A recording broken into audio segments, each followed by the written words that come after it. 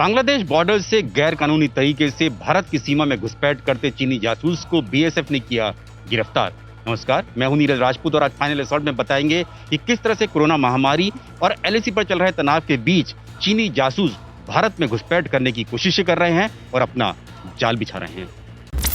Bangladesh border से भारत में घुसपैठ करते हुए जो चीन का जासूस हान जुनवे गिरफ्तार किया गया है, वो दरअसल 2019 से 3 बार भारत आ चुका था और खुद उसने कड़ी पूछताछ में बीएसएफ की और इंटेलिजेंस एजेंसीज की पूछताछ में बताया है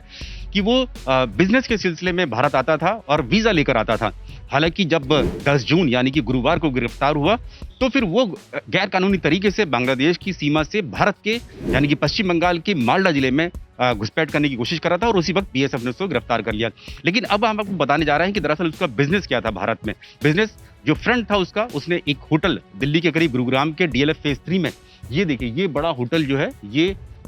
स्टार स्प्रिंग के नाम से जो होटल है, ये उसने यहाँ पर खोला था। और ये बताया जा रहा है कि वर्ष 2019 से वो और उसका एक और साथी जो सान जियांग है, ये दोनों मिलकर चलाते थे इस होटल को। एबीपी न्यूज की टीम जब यहाँ पर पहुंची तो यहाँ जानकारी मिली कि अब होटल बंद हो चुका है और उसकी जगह पर यहाँ पर एक पेइंग गेस्ट यानी कि पीजी बनाने की प्रक्रिया चल रही है।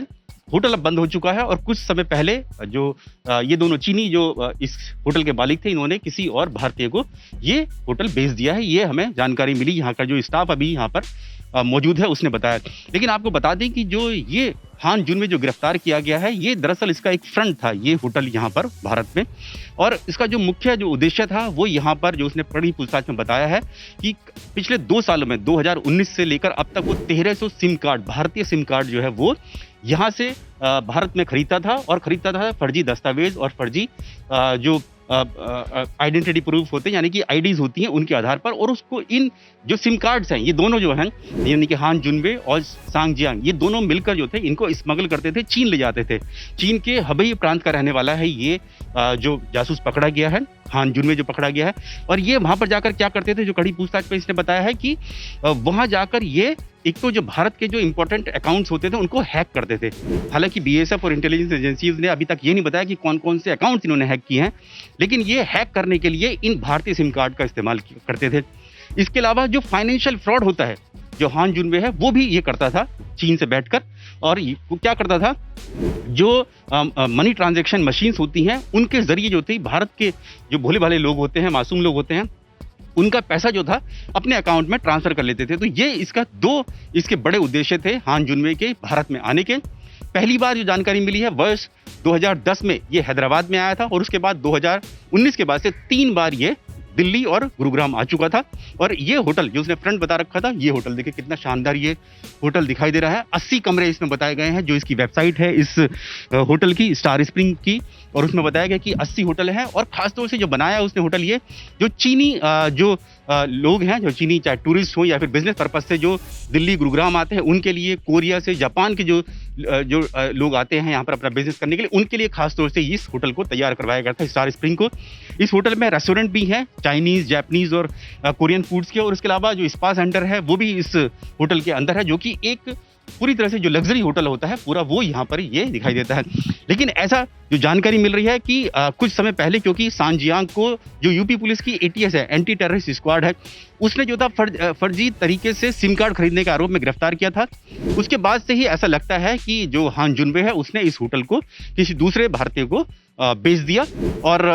जो यूपी पुलिस की जो एटीएस है उसने, क्योंकि सह आरोपी जो था यूपी पुलिस ने इस हान जुनवे को भी बनाया था और इसकी पत्नी को भी बनाया था, तो इनके खिलाफ जो था ब्लू कॉर्नर नोटिस जारी करने की प्रक्रिया शुरू कर दी गई थी यूपी पुलिस के द्वारा। तो यही वजह हो सकती है कि उसको वीजा नहीं मिल रहा था भारत का, और या फिर वो छिपने के कारण से यहाँ भारत में घुसपैठ करने की कोशिश कर रहा था। लेकिन गुरुवार को यानी कि 10 जून को वो उसके पास, क्योंकि उसके पासपोर्ट जो उसका जारी किया गया हुबई प्रांत से, इसी साल जनवरी के महीने में से हबई प्रांत से जो इशू हुआ है उसमें दिखाया गया है कि उस पर वीजा बांग्लादेश का लगा हुआ है। और जो जानकारी मिली है उसके मुताबिक 2 जून को वो ढाका पहुंचा, बांग्लादेश की राजधानी, और उसके बाद फिर जो भारत से सटा हुआ जो इलाका है सोना मस्जिद का, वहां के एक होटल में रुका और उसके बाद फिर वो घुसपैठ करने की कोशिश कर रहा था गुरुवार की सुबह को। उसी वक्त जो था मालदा इलाका जो है पश्चिम बंगाल का, वहां की जो सुल्तानपुर बीओपी है यानी कि बॉर्डर आउटपोस्ट है, वहां पर पेट्रोलिंग करते हुए जो बीएसएफ के जवान थे उन्होंने इसको धर पहुंचा और उससे पूछताछ की कि आखिरकार वो क्यों घुसपैठ करने की कोशिश कर रहा था, क्यों भारत में दाखिल हो रहा था। वो सही जवाब नहीं दे पाया, इसीलिए बीएसएफ ने उसको गिरफ्तार कर लिया। क्योंकि वो एक विदेशी नागरिक है और उसके पास एप्पल का लैपटॉप, उसके साथ 2 मोबाइल फ़ोन, सिम कार्ड्स उसके पास बांग्लादेश का, चीन का, भारत के सिम कार्ड से इलेक्ट्रॉनिक जो ट्रांजैक्शन मशीन्स हैं, 5 इलेक्ट्रॉनिक ट्रांजैक्शन मशीन्स उसके पास भी मिली और इसीलिए जो इंटेलिजेंस एजेंसी ने उसका कड़ी पूछताछ की और इसीलिए अब बीएसएफ ने करीब 36 घंटे की पूछताछ के बाद उसको पश्चिम बंगाल पुलिस के हवाले कर दिया है। मालदा के एक थाने में एक केस भी दर्ज किया गया है। अब आगे की कार्रवाई जो है पश्चिम बंगाल पुलिस को करनी है, लेकिन ये दिखाता है कि किस तरह से जो चीनी नागरिक हैं वो गैरकानूनी तरीके से भारत में आने की कोशिश कर रहे हैं और वो भी ऐसे समय में जब देश में कोरोना महामारी फैली हुई है, जिसके तार जो हैं जुड़ते हैं वो चीन के ही वुहान लैब से, कि वहाँ से वो रिलीज किया गया कोरोना वायरस और उसके साथ साथ LAC line of actual control पर पिछले 1 साल से भारत और चीन के बीच में टकराव चल रहा है। ऐसे में इस तरह से जो चीनी नागरिक है, जासूस हैं, वो भारत में घुसपैठ करने की कोशिश कर रहे हैं। इसी साल मार्च के महीने में पश्चिम बंगाल के ही बागडोगरा एयरपोर्ट पर 2 चीनी नागरिकों को गिरफ्तार किया गया था, जिनके पास फर्जी आधार कार्ड थे और वो ये दोनों जो चीनी नागरिक थे, ये अपना वीजा जो उनका खत्म हो चुका था, एक्सपायर हो चुका था, उसके बावजूद भी वो यहाँ इंडिया में रह रहे थे